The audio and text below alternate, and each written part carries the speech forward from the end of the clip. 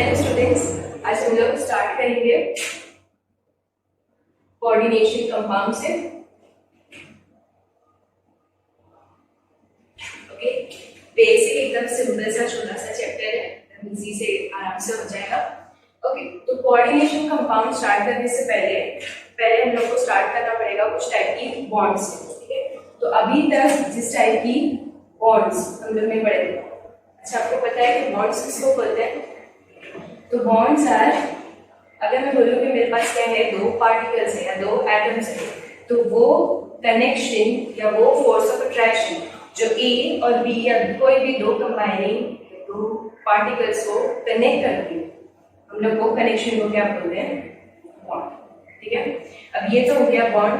ये बॉन्ड बनाने के लिए हम लोग को मालूम है कि एक बॉन्ड बनाने के लिए हम लोग को कितने इलेक्ट्रॉन लगते हैं? 1 bond is equals to 2 electron, बराबर। अब ये दो इलेक्ट्रॉन कौन, या ये जो ए और बी के बीच में जो बॉन्ड है, ये बॉन्ड है या जो क्या बोलेंगे आप, फोर्स ऑफ अट्रैक्शन कौन से टाइप की है? तो वो type of force of attraction के बेसिस पे हम लोग बॉन्ड्स के अभी तक हम लोग ने सिर्फ दो टाइप है। कौन सी बॉन्ड पढ़े हम लोग ने? First one was ionic bond और सेकेंडली कोवेलेंट बॉन्ड। डिफरेंस आपको पता है, आयनिक बॉन्ड बनाने के लिए हम लोग को क्या लगते हैं? आयंस। ठीक है, पॉजिटिवली चार्ज और नेगेटिवली चार्ज आयंस लगते हैं। ये पॉजिटिवली चार्ज और नेगेटिवली चार्ज जो आयंस रहेंगे उसके बीच में जो टाइप ऑफ फोर्स रहेगी, वो टाइप ऑफ फोर्स कौन सी रहती है? ऑब्वियसली नेगेटिवली और पॉजिटिवली, मतलब ऑपोजिटली चार्ज है तो इसके बीच में क्या आने वाला है? इलेक्ट्रोस्टैटिक फोर्स, बराबर। ये इलेक्ट्रोस्टैटिक फोर्स फॉर एग्जांपल हम लोग पढ़ सकते हैं, इसकी एग्जांपल इसमें लेंगे NaCl। हम लोग को पता है कि इसमें सोडियम क्या है? हाईली इलेक्ट्रोपॉजिटिव है, वही Cl क्या है? हाईली इलेक्ट्रोनेगेटिव है। तो वो एलिमेंट्स या वो पेयर ऑफ एलिमेंट्स इसमें क्या रहेगी? हाई इलेक्ट्रोनेगेटिविटी डिफरेंस, उसके बीच में जो बॉन्ड बनेगी वो कौन सी होगी? उसके बीच में इलेक्ट्रोस्टैटिक फोर्स होगी। That electrostatic force is nothing but ionic bond. ठीक है, ये हो गई एक टाइप ऑफ बॉन्ड। सेकेंड ये अपने पास है कोवेलेंट बॉन्ड। कोवेलेंट बॉन्ड बनाने के लिए अपने पास क्राइटेरिया क्या है? हम लोग ने बोले कि इलेक्ट्रोस्टैटिक फोर्स के लिए ये कब वैलिड होगी? जब आपकी जो दो कंबाइनिंग एलिमेंट्स है उसमें हाई इलेक्ट्रोनेगेटिविटी डिफरेंस होगी। तो कोवेलेंट बॉन्ड के लिए क्या चाहिए आपको? अगर यहाँ पे हाई है तो ऑब्वियसली यहाँ क्या होना चाहिए? लो इलेक्ट्रोनेगेटिविटी डिफरेंस। ठीक है, लो इलेक्ट्रोनेगेटिविटी डिफरेंस। हम लोग बोलते हैं कि यहाँ पे कैसा होता है, ये जो सोडियम है ये क्या करेगा? अपना पूरा एक इलेक्ट्रॉन लॉस कर देगा। लॉस होने की वजह से ये क्या बोलेंगे, ट्रांसफॉर्म हो जाएगा इनटू एक कैटायन Na+। यहाँ से जो इलेक्ट्रॉन लॉस हुआ है किसके पास जाने वाला है? क्लोरीन के पास। एक इलेक्ट्रॉन एक्सेप्ट करने के बाद कन्वर्ट हो जाएगा किसमें? एक अनायन में, क्लोराइड अनायन। तो यहाँ पे क्या है? पॉजिटिवली चार्ज है, नेगेटिवली चार्ज है, मतलब यहाँ पे शेयर नहीं हो रहा है। इलेक्ट्रॉन क्या हो रहा है? एक स्पीशीज से दूसरी स्पीशीज में ट्रांसफर हो रहा है। लेकिन कोवेलेंट बॉन्ड बनाने के लिए हम लोग को क्या चाहिए? अब मैं बोल रही हूँ कि यहाँ पे क्या है? लो इलेक्ट्रोनेगेटिविटी डिफरेंस। तो लो इलेक्ट्रोनेगेटिविटी डिफरेंस में इलेक्ट्रॉन ट्रांसफर नहीं हो पाएगा, तो इलेक्ट्रॉन क्या करना पड़ेगा? यहाँ पे इलेक्ट्रॉन की शेयरिंग करनी पड़ेगी। ठीक है, शेयरिंग कैसे होती है? फिर से अगर मैं बोलूँ कि मेरे पास A और B दो क्या है? कंबाइनिंग एलिमेंट्स, ये दोनों को अपने बीच में क्या बनानी है? एक कोवेलेंट बॉन्ड बनाना है। हम लोग को मालूम है एक कोवेलेंट बॉन्ड या कोई भी एक बॉन्ड का मतलब क्या होता है?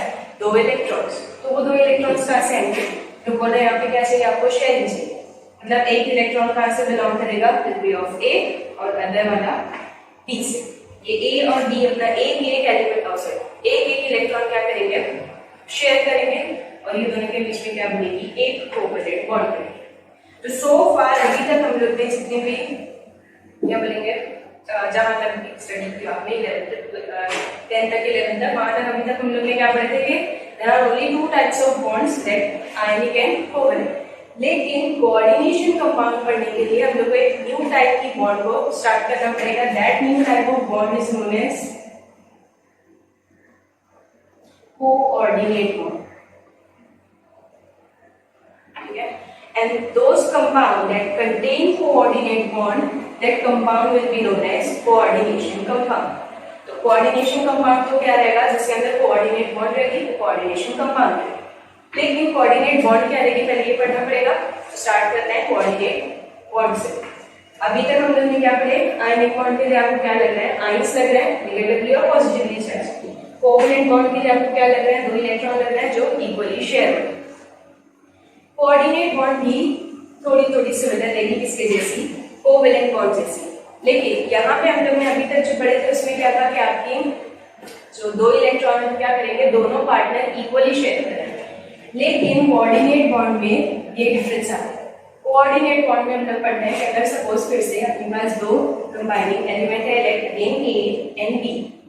अब ए और बी अगर मुझे बोलना है कि ये दोनों क्या कर रहे हैं, अपने बीच में एक कोऑर्डिनेट बॉन्ड बना रहे हैं, तो वो एक कोऑर्डिनेट बॉन्ड बनाने के लिए हम लोग को क्या चाहिए, अपने 2 इलेक्ट्रॉन्स। तो वो जो 2 इलेक्ट्रॉन है वो बिलोंग करेंगे किसी एक पार्टिकल से ओनली। मतलब अगर मैं बोलूँ कि लेट बी के पास क्या है, 2 इलेक्ट्रॉन, तो इसके पास 2 इलेक्ट्रॉन है। ए के पास क्या रहेगी, कुछ प्लेसेस रहेगी, ठीक है, एम्प्टी स्पेसेस। वो एम्प्टी स्पेसेस में ये बी के 2 इलेक्ट्रॉन क्या हो जाएंगे, वो थोड़ी देर के लिए उसको अपने इलेक्ट्रॉन देगा, किसके लिए, पार्टिसिपेट करने के लिए, यहाँ पे फिल करने। ये टाइप ऑफ बॉन्ड जो बनी उसको आप बोलोगे कोऑर्डिनेट बॉन्ड। मतलब क्या हुआ कि कोवैलेंट बॉन्ड बनाने के लिए हम लोग को क्या लगेंगे, दोनों पार्टनर से एक इलेक्ट्रॉन। लेकिन कोऑर्डिनेट बॉन्ड बनाने के लिए हम लोग को क्या मिलेगा, ये क्या लगेगा, एक ही पार्टनर रहेगा जो दोनों इलेक्ट्रॉन क्या करेगा, दूसरे वाले पार्टनर के एम्प्टी स्पेसेस में फिल करेगा। That type of bond is known as coordinate bond. ठीक है, ओके। हम लोग और पढ़ते हैं कि अगर मैं बोल रही हूँ कि यहाँ पे क्या हो रहा है, एक इलेक्ट्रॉन शेयर है, तो यहाँ पे डायरेक्शन है कुछ भी नहीं, एक इलेक्ट्रॉन बिलोंग करता है ए से, एक इलेक्ट्रॉन बिलोंग करता है बी से। लेकिन अगर मैं बोल रही हूँ कि ए और बी के बीच में क्या है, एक कोऑर्डिनेट बॉन्ड, तो ये कोऑर्डिनेट बॉन्ड के दोनों इलेक्ट्रॉन या तो बिलोंग करेंगे ए से या तो बिलोंग करेंगे बी से, बराबर है, क्योंकि कोई एक ही क्या करेगा, अपना दोनों इलेक्ट्रॉन डोनेट करेगा। ठीक है, तो जिस साइड से आपके इलेक्ट्रॉन डोनेट हो रहे हैं, आपको उस साइड पे क्या करनी पड़ेगी, डायरेक्शन देनी पड़ेगी। इन केस के अगर बी इलेक्ट्रॉन क्या कर रहा है, डोनेट कर रहा है ए, मतलब ये जो बॉन्ड है इसकी डायरेक्शन रहेगी फ्रॉम बी टू ए। मतलब ये बॉन्ड कैसी है, हम लोग बोल सकते हैं डायरेक्शनल इन नेचर। ठीक है, व्हाइल अदर जो बॉन्ड्स रहती है, अदर नहीं बोलेंगे, कोवैलेंट बॉन्ड कैसी रहेगी, नॉन डायरेक्शनल। क्योंकि यहाँ पे क्या है, यहाँ पे दोनों पार्टनर अपना एक इलेक्ट्रॉन शेयर कर रहे हैं और यहाँ पे एक ही साइड से सारे इलेक्ट्रॉन्स हैं। ठीक है, ओके। अब जनरल टर्म में हम लोग क्या बोलेंगे, जो डोनेट कर रहा है उसको क्या बोलते हैं, डोनर। जो एक्सेप्ट कर रहा है विल बी एक्सेप्टेड। ठीक है, अब हम लोग को आगे पढ़ना पड़ेगा कि ये डोनर की कौन कौन सी कंडीशन रहनी चाहिए और एक एक्सेप्टर बनने के लिए एक एलिमेंट के पास कौन कौन सी कंडीशन होनी चाहिए।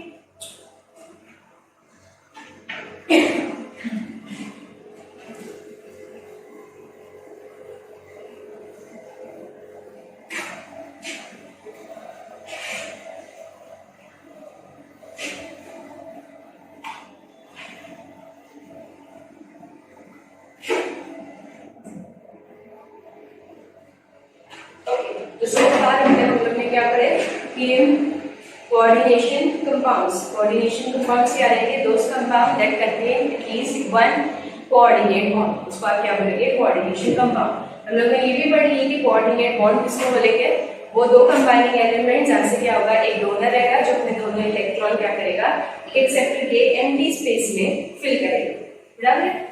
अब हम लोग पढ़ लेते हैं कि डोनर के लिए कौन कौन सी कंडीशन चाहिए और एक एक्सेप्टर बनने के लिए कौन कौन सी कंडीशन चाहिए।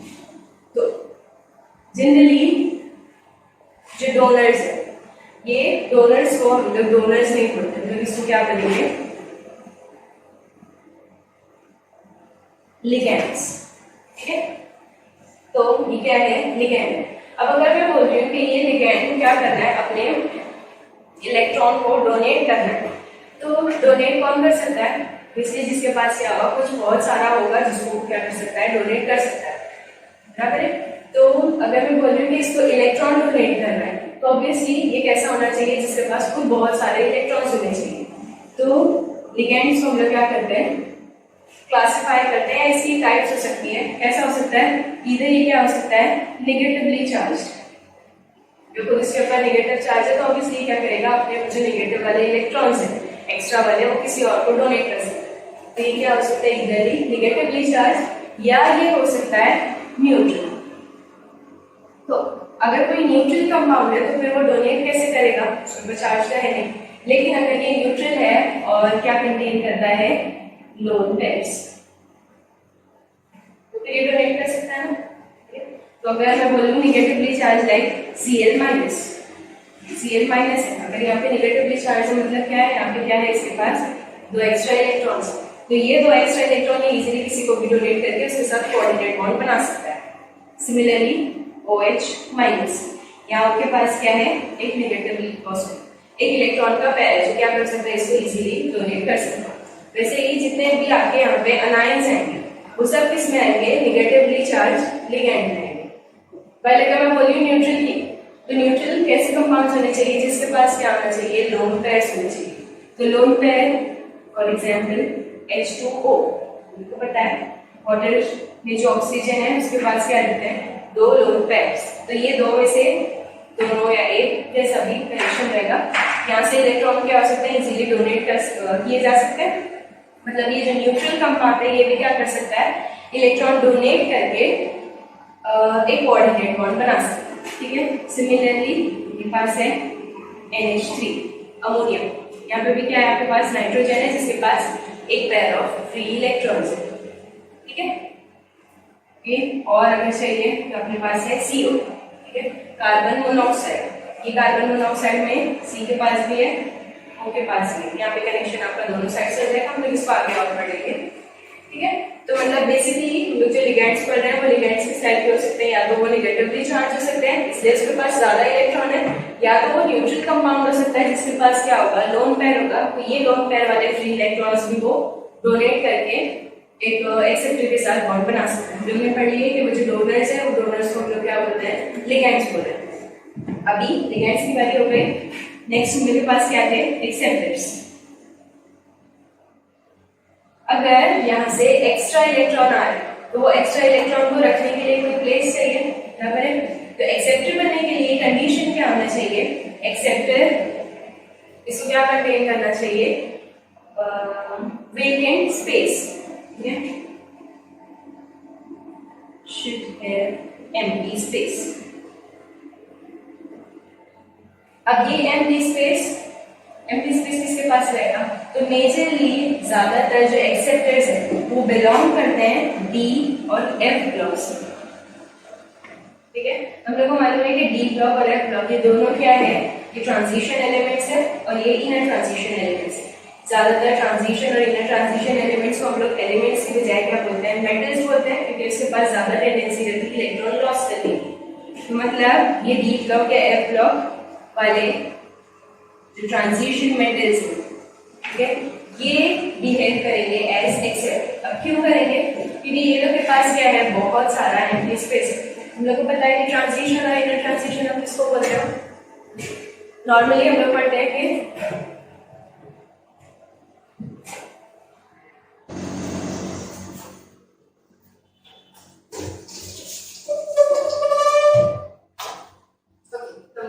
कोऑर्डिनेट बॉन्ड बनाने के लिए आपको क्या चाहिए, दो पार्टिसिपेंट चाहिए जिसमें से एक क्या है, डोनर है और दूसरा एक्सेप्टर है। ये डोनर को हम लोग क्या बोल रहे हैं, लिगेंड बोल रहे हैं, और ये लिगेंड के पास क्या होना चाहिए, बहुत सारे फ्री इलेक्ट्रॉन्स होने चाहिए जिसको वो इजीली डोनेट करे। व्हाइल एक्सेप्टर क्या होना चाहिए, वो कंपाउंड या वो एलिमेंट होना चाहिए जिसके पास क्या होना चाहिए, बहुत सारा एम्प्टी स्पेस। हम लोग ने पढ़ा ये एम्प्टी स्पेस किसके पास रहता है, D और F ब्लॉक वाले एलिमेंट्स के पास।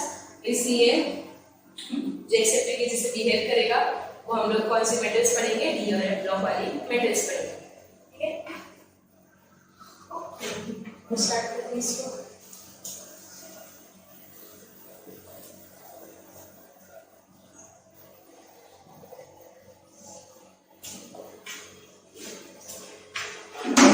तो अगर आपको डेफिनेशन चाहिए तो डेफिनेशन हम लोग पढ़ सकते हैं किसी डोनर की, या जिसको आप क्या बोल रहे हो, लिगेंड। तो लिगेंड क्या है,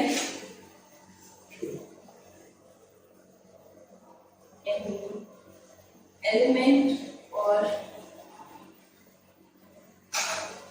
group of units. That will be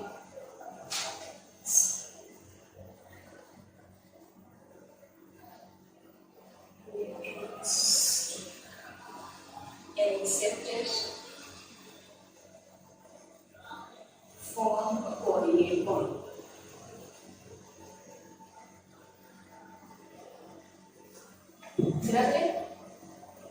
एक लिगेंड क्या है? एक ऐसा एलिमेंट है, या तो वो एक सिंगल एलिमेंट हो सकता है जैसे हम लोग ने पढ़े Cl, Br, F, ठीक है, वो क्या है? सारे single elements.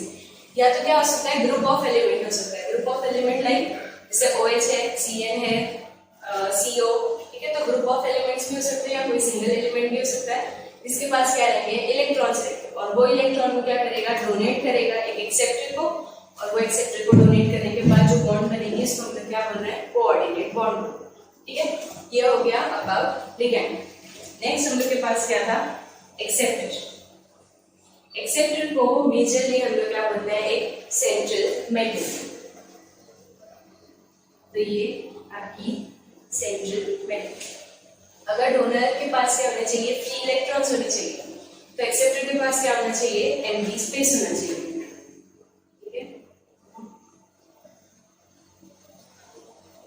An element that has empty space, ठीक है? या अब मोर स्पेसिफिक या मोर क्या बोलेंगे आप? साइंटिफिक लैंग्वेज में अगर आप बात कर रहे हो तो हम लोग इसको पढ़ेंगे। इसके पास क्या होने चाहिए? वेकेंट और वाइटल्स। और वाइटल्स आपको याद है हम लोग ने पढ़े थे कि अगर फिर से स्टार्ट करते हैं शुरू से, एक एटम, तो वो एक एटम के पास क्या होता है? एक तो न्यूक्लियस, ठीक है, फिर न्यूक्लियस के बाद हम लोग पढ़ते हैं कि वहां पे क्या रहते हैं? बहुत सारे शेल्स।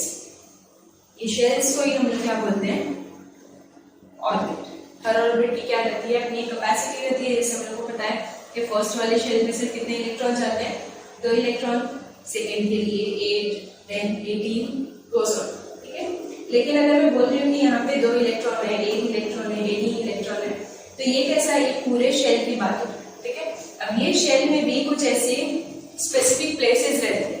मतलब एक एटम को आपने डिवाइड किए 2 पार्ट में। एक तो क्या है आपका? न्यूक्लियस है, और बाकी जो आउटर पार्ट है वो आउटर शेल्स है। अब ये शेल्स में एक शेल की भी क्या रहती है? कुछ इंटरनल क्या बोलेंगे आप? डिविजन्स रहते हैं, या कुछ इंटरनल पार्ट्स रहते हैं जिसमें इलेक्ट्रॉन अपना ज्यादा टाइम स्पेंड करते हैं, जिसको हम लोग क्या बोलते हैं? ऑर्बिटल्स। तो ये ऑर्बिटल कौन कौन से हैं? S, P, T और F, ठीक है। हम लोगों को मालूम है कि फर्स्ट वाले शेल में क्या रहता है? सिर्फ S ऑर्बिटल है, यहाँ पे S और P है, S, P, D and goes on, ठीक है। अभी अगर मैं बोलूँ कि एक सेंट्रल मेटल है या कोई भी एक एलिमेंट है, अगर मुझे फाइंड करना है कि पीरियोडिक टेबल में, पीरियोडिक टेबल ये अपना पीरियोडिक टेबल है, ठीक है। ये पीरियोडिक टेबल में फर्स्ट वाला S ब्लॉक है, देन ये P है, ये D है और ये F, ठीक है। ये जो ब्लॉक्स बने ये सिमिलरली अलाइन करते हैं किससे? ऑर्बिटल से। मतलब अगर मैं बोलूँ कि मेरा जो कोई भी एक एलिमेंट है, सपोज XYZ कोई भी एक एलिमेंट है, उसको हम लोग क्या करना है? इलेक्ट्रॉन फिल करना है। वो इलेक्ट्रॉन फिलिंग के टाइम पे जो लास्ट वाला इलेक्ट्रॉन है, इन केस कि वो कहाँ पे जा रहा है? D वाले ऑर्बिटल में जा रहा है, तो मतलब वो जो भी एलिमेंट होगा वो प्रोबेबली बिलोंग कहाँ से करेगा? D ब्लॉक से, ठीक है। मतलब जो भी लास्ट वाला इलेक्ट्रॉन जिस ऑर्बिटल में एंटर होगा वो एलिमेंट बिलोंग करेगा उस वाले ब्लॉक से, ठीक है। तो अगर मैं बोल रही हूँ कि यहाँ पे सेंट्रल मेटल के पास क्या होना चाहिए? वेकेंट ऑर्बिटल्स होनी चाहिए, खाली जगह होनी चाहिए। और हम लोग पढ़ रहे हैं कि जो खाली जगह है वो बिलोंग करेगी, या वो कहाँ से मिलेगा हम लोग को? D और F से। तो उसके पास जो लास्ट वाले इलेक्ट्रॉन सब कहाँ जाएंगे? D और F में, या वो एलिमेंट्स बोलो क्या बिलोंग करेगा कहाँ से? D और F से। अब F वाले की हम लोग बात नहीं करेंगे, क्यों नहीं करेंगे?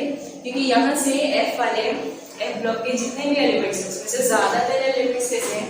सिंथेटिक है, मैन मेड। और हम लोग को पता है कि ज्यादातर सिंथेटिक, मैन मेड, या जिसकी वो एलिमेंट जिसका मास बहुत ज्यादा हैवी हो जाता है, तो वो क्या शो करता है? Radio activity. मतलब उसके अंदर से अल्फा, बीटा, गामा रेज निकलेगी, और वो रे एमिट करके क्या हो जाएगा? अपने मास को कम करेगा और कन्वर्ट हो जाएगा किसी दूसरे एलिमेंट में। तो ऑब्वियसली जो एलिमेंट को अपनी आइडेंटिटी क्या कर रहा है, लॉस कर रहा है, हम लोग उसके बारे में नहीं पढ़ेंगे। हम लोग स्टेबल एलिमेंट्स की बात करेंगे और वो स्टेबल एलिमेंट्स पढ़ने के लिए हम लोग क्या पढ़ेंगे, डी वाली सीरीज को स्टार्ट करेंगे। ठीक है, तो अगर आपको सेंट्रल मेटल के बारे में बात करनी है तो आप डायरेक्टली बोल सकते हो कि वो बिलोंग करेगा कहाँ से, डी वाले ब्लॉक से। ठीक है, तो डी ब्लॉक के एलिमेंट्स या डी वाले transition metals will be accepted. क्यों रहेगी वो, क्योंकि उसके पास बहुत सारे क्या रहेंगे, खाली ऑर्बिटल है, और वो खाली ऑर्बिटल बिलोंग कहाँ से करेगा, डी वाले सब शेल से या ऑर्बिटल से। ठीक है,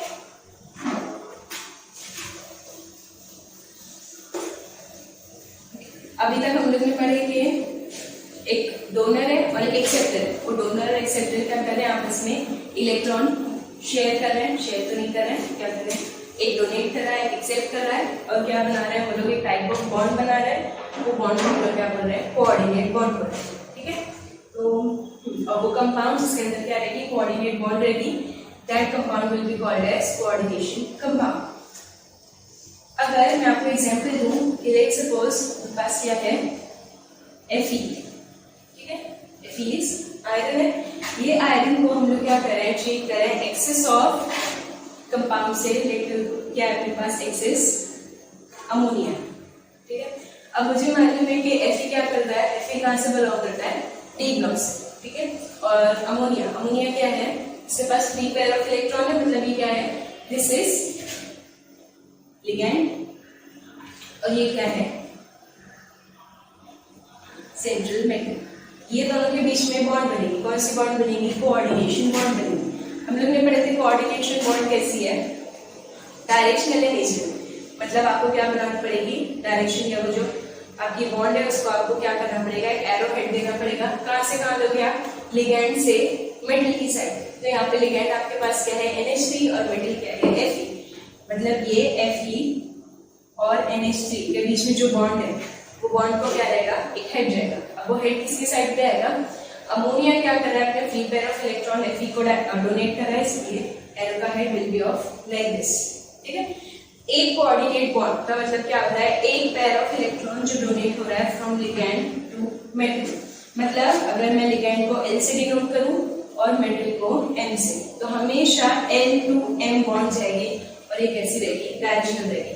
एक कोऑर्डिनेट बॉन्ड का मतलब क्या है कि एक पेयर ऑफ इलेक्ट्रॉन, एक पेयर मतलब 2 इलेक्ट्रॉन डोनेट कर रहा है, एक लिगैंड एक मेटल। क्लियर है, ओके। अभी अगर ठीक है, कुछ आपको कॉमन पहले चीजें पढ़ानी पड़ेगी।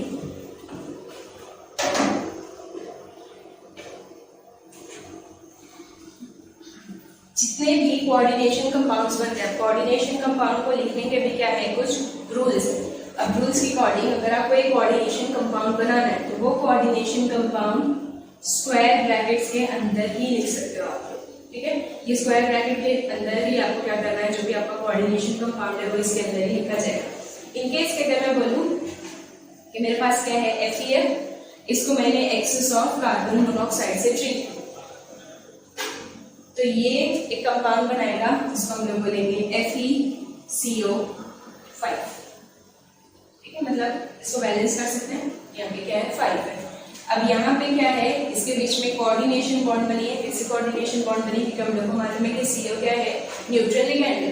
तो ये 5CO क्या कर रहे हैं, सारे एक साथ अटैक कर रहे हैं किसके ऊपर, Fe के ऊपर, और बॉन्ड बना रहे हैं उसके साथ। तो ये जो कंपाउंड है इसको हम लोग लिखेंगे FeCO5। ये आपका क्या बना, एक कोऑर्डिनेशन कंपाउंड बना। इसलिए हम लोग इसके बीच में इसको कहाँ लिखना है, स्क्वायर ब्रैकेट के अंदर। इसका मतलब अगर मुझे इसको क्या करना है, डायग्रामेटिक फॉर्म में लिखना है, तो मतलब सेंट्रल मेटल Fe, सेंट्रल में आएगा आपके पास क्या है, 5 CO,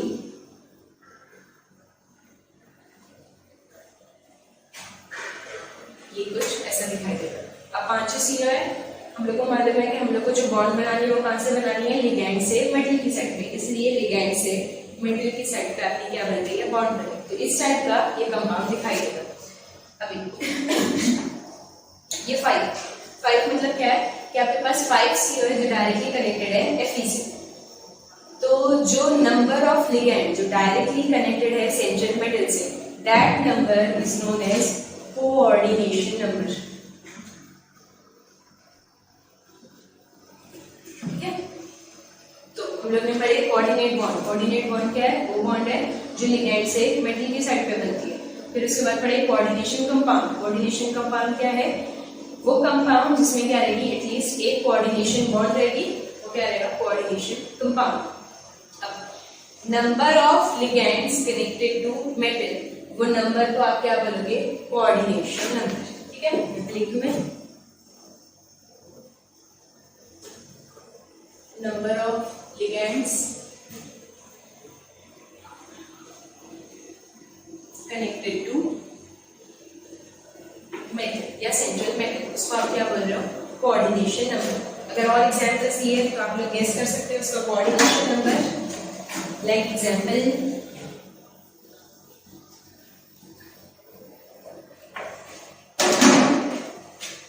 ले सकते हैं हम लोग CO NH3 6 Cl3। अभी Cl3 बाहर क्यों आया, इसके लिए अभी हम लोग थोड़ी सी और स्टडी करेंगे, समझ में आ जाएगा कि क्यों कुछ पहले और कुछ बाद में। और चाहिए FeCN6 और चाहिए CONH3 6 वाले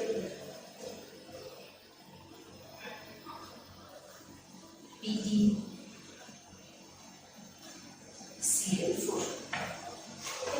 तो अब यहाँ पे, अब अगर आप यहाँ देखोगे तो यहाँ पे आपकी सेंट्रल मेटल, हर केस में आपको याद रखना है कि जो डी ब्लॉक वाले एलिमेंट्स है वही क्या रहेगी? आपकी मेजर कंपाउंड्स में वही सेंट्रल मेटल रहेगी। तो यहाँ पे CO है, यहाँ पे Fe है, अगेन CO, अगले है प्लेटिनम है। यहाँ पे CO कनेक्टेड है किस किस चीज से? NH3 से, 6 NH3 से और 3 Cl से। तो अब आपको क्या करना है? इसको ऐड नहीं करना है। हम लोग ने पढ़े कि जो कोऑर्डिनेशन कंपाउंड है वो कहाँ पे रहेगा? स्क्वायर ब्रैकेट के अंदर। तो सिर्फ स्क्वायर ब्रैकेट के अंदर जो जो चीज है सिर्फ वही वाले नंबर्स काउंट होंगे किसके लिए? कोऑर्डिनेशन नंबर के लिए। मतलब यहाँ पे सिर्फ क्या है? 6 NH3 है, ये 3 Cl को आपको काउंट नहीं करना है। तो इसका जो कोऑर्डिनेशन नंबर है वो कोऑर्डिनेशन नंबर कितना होगा? 6 होगा। इसके लिए अगेन आपके पास Fe है, ये यहाँ से 6 Cn को कनेक्टेड है, CnX साइनाइड। ठीक है, तो यहाँ पे 6 Cn को कनेक्टेड है और 4 पोटेशियम को कनेक्टेड है। हम लोग फिर से पता है हम लोगों को कि जो कोऑर्डिनेशन कंपाउंड है इसको स्क्वायर ब्रैकेट के अंदर ही लिखना है। तो इसलिए ये जो 4 पोटेशियम है इसको आपको काउंट नहीं करना है, हम लोग को सिर्फ क्या चाहिए? ये नंबर चाहिए। तो अगेन इसका जो कोऑर्डिनेशन नंबर है वो कितना हो गया? 6। इसके लिए फिर से वही वाला केस आया, ओ मैंने एक ही कंपाउंड को 2 बार लिखा। कोऑर्डिनेशन नंबर 6 है और यहाँ पे आपके पास क्या है? प्लैटिनम है। अब ये प्लैटिनम कनेक्टेड है किससे? 4 Cl से। वो कहाँ पे है? कोऑर्डिनेशन स्फीयर के अंदर है, तो इसलिए इसका कोऑर्डिनेशन नंबर विल बी 4। ठीक है, ये जो पूरा कॉम्प्लेक्स है जो कहाँ है? इसके अंदर है, इसको हम लोग बोलते हैं कोऑर्डिनेशन स्फीयर। देखो कोऑर्डिनेशन कंपाउंड पढ़ना है, इसमें जो भी वर्ड आएगा सबके आगे कोऑर्डिनेशन लगा हुआ है। ये क्या है? आपका कोऑर्डिनेशन स्फीयर। ठीक है, तो कोऑर्डिनेशन नंबर हम लोग ने पढ़े। कोऑर्डिनेशन नंबर क्या है? वो नंबर है लिगेंड्स के जो डायरेक्टली कनेक्टेड है सेंट्रल मेटल को, और सारे लिगेंड कहाँ पे रहते हैं? स्क्वायर ब्रैकेट के अंदर ही। हम लोग को कोऑर्डिनेशन कंपाउंड बनाने के लिए क्या लिखना पड़ेगा? एक स्क्वायर ब्रैकेट बनाना पड़ेगा। अगर ये सारे कंपाउंड्स, ये अगर मैं इसकी बात करूँ, यहाँ पे क्या है? Pg और 4Cl, इसका मतलब क्या है? प्रोबेबली कंपाउंड कैसा दिखाई देगा? सेंट्रल में आपके पास होगा Pg और ये है 4Cl।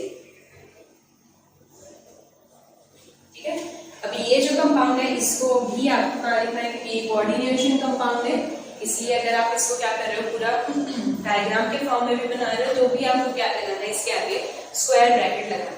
ठीक है, तो ये हो गया आपका एक कोऑर्डिनेशन कंपाउंड। ठीक, तो हम लोग ने अभी तक पढ़े कि कोऑर्डिनेशन नंबर किसको बोलते हैं, फिर हम लोग ने पढ़े कि ये जो आपका स्क्वायर ब्रैकेट के अंदर जो भी चीज आएगी इसको हम क्या बोल रहे हो? कोऑर्डिनेशन स्फीयर बोल रहे हो। एक और चीज हम लोग को पढ़नी है, वर्नर्स थ्योरम।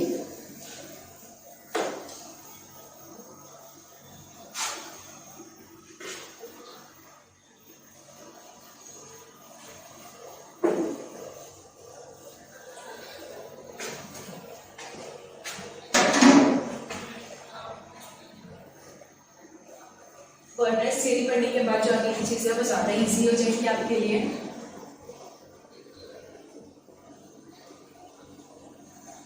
बर्नर्स थ्योरी अभी ओके, बर्नर थ्योरी पढ़ने से पहले हम लोग को एक और चीज़ पढ़नी पड़ेगी कॉल्ड डबल सॉल्ट। तो कोऑर्डिनेशन कंपाउंड और डबल सॉल्ट में थोड़ा सा डिफरेंस है, ठीक है। कोऑर्डिनेशन कंपाउंड एक दूसरी चीज है और डबल सॉल्ट एक दूसरी चीज है। दोनों के लिए आपको क्या चाहिए, कुछ दो अलग अलग क्या बोलेंगे आप सैंपल चाहिए। वो दो अलग अलग सैंपल को आपको क्या करना है, एक स्पेसिफिक रेशियो में मिक्स करना है।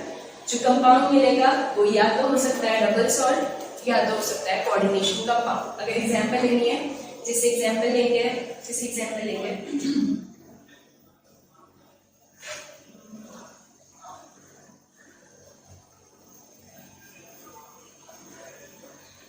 आपने खिड़की का नाम सुना है एलम, ठीक है।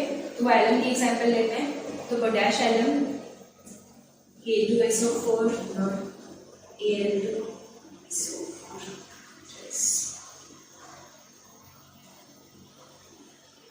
ये क्या है आपका एलम, ठीक है। आपने क्या किए, यहाँ पे दो सॉल्ट को मिक्स किए। डबल सॉल्ट है, ऑब्वियसली आपको दो सॉल्ट को मिक्स करना है स्पेसिफिक रेशियो में। तो यहाँ पे दो सॉल्ट कौन सा है, एक पोटेशियम सल्फेट है और एक एल्युमिनियम सल्फेट है। इसका क्या है, हाइड्रेटेड कॉम्प्लेक्स है। ये पूरा कॉम्प्लेक्स इसको आप क्या बोलते हो, पोटैश एलम, ठीक है। और फिर से यहाँ पे फिर से अगर एग्जाम्पल लेके मुझे क्या करना है, दो कंपाउंड्स को मिक्स करना है। लेकिन वो दो कंपाउंड कौन से हैं, फिर से Fe और NH3। या दूसरी एग्जाम्पल लिए अगर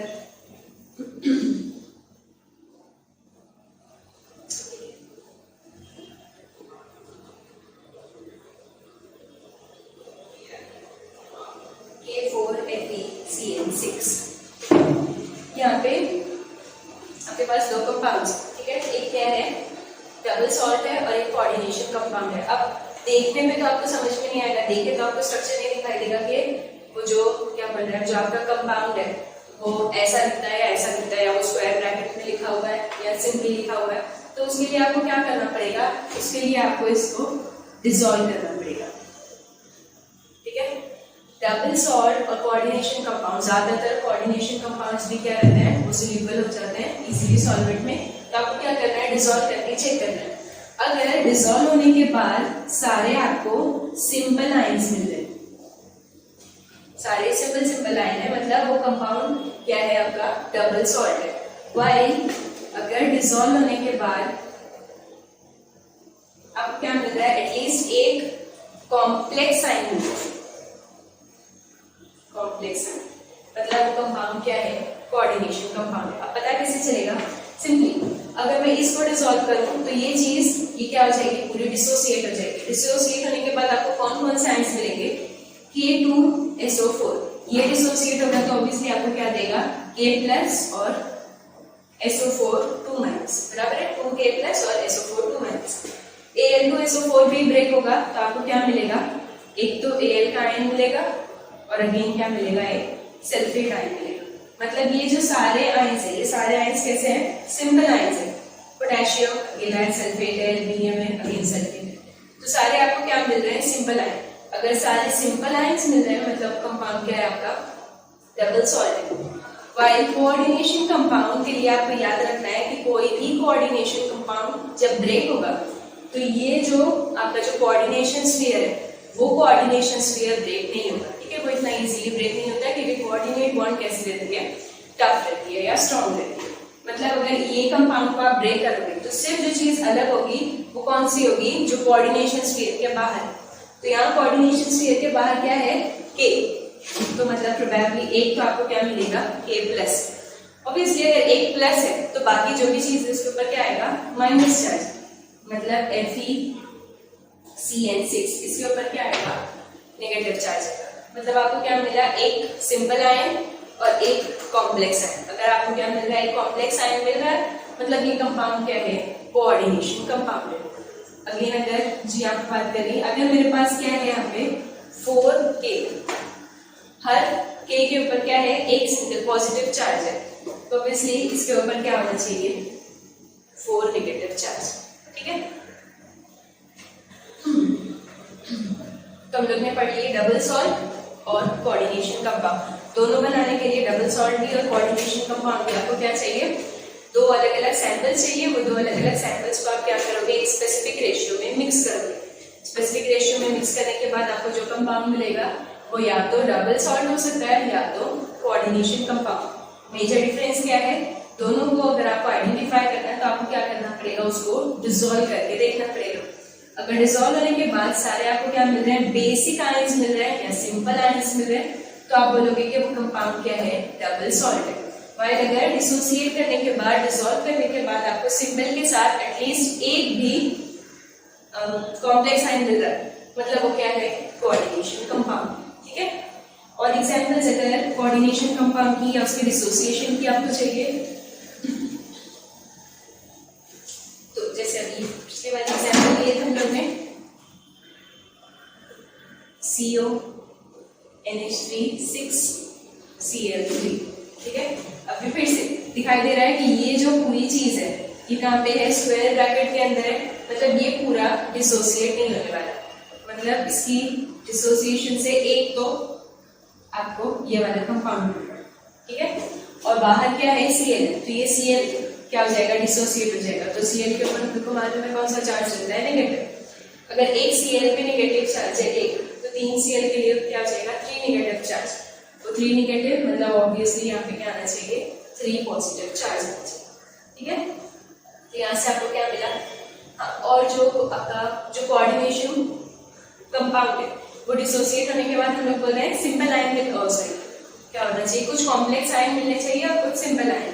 अब ये जो कॉम्प्लेक्स आयन है इसके ऊपर या तो पॉजिटिव चार्ज हो सकता है या तो नेगेटिव चार्ज हो सकता है, बराबर है। जैसे ये वाले एग्जाम्पल में आपके पास पॉजिटिव चार्ज आ रहा है कॉम्प्लेक्स के ऊपर, और ये वाले एग्जाम्पल में आपके पास क्या है, नेगेटिव चार्ज है। तो दोनों केसेस पॉसिबल हो सकते हैं, लेकिन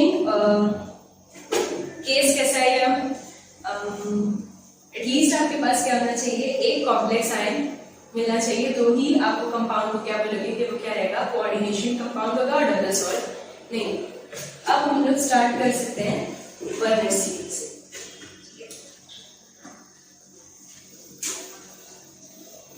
तो जो दो कंबाइन क्या बोलेंगे, आपने जो सैंपल को मिक्स किए थे, वो सैंपल मिक्स होने के बाद अगर मैं बोल रही हूँ कि कोऑर्डिनेशन कंपाउंड फॉर्म हो रहा है, तो कोऑर्डिनेशन कंपाउंड अगर फॉर्म हो रहा है, हम लोग क्या बोल रहे हैं कि उसको डिसॉल्व अगर आप करोगे तो वो जो स्क्वायर ब्रैकेट के अंदर है, जो कोऑर्डिनेशन स्फीयर है, वो इजीली ब्रेक नहीं हो रहा है। तो ब्रेक नहीं हो रहा है मतलब वो क्या है, स्टेबल है। तो उसकी स्टेबिलिटी के लिए क्या बोलेंगे आप, उसकी स्टेबिलिटी को जस्टिफाई करने के लिए या उसकी स्टेबिलिटी का रीजन बताने वाली जो पहली थियरी थी वो किसकी थी, वर्नर की। ठीक है। तो अभी तक हम लोग ये वाली थियरी पढ़ रहे हैं, वर्नर्स थियरी। ये क्या बताती है आपको, स्टेबिलिटी ऑफ कोऑर्डिनेशन कंपाउंड। ठीक है।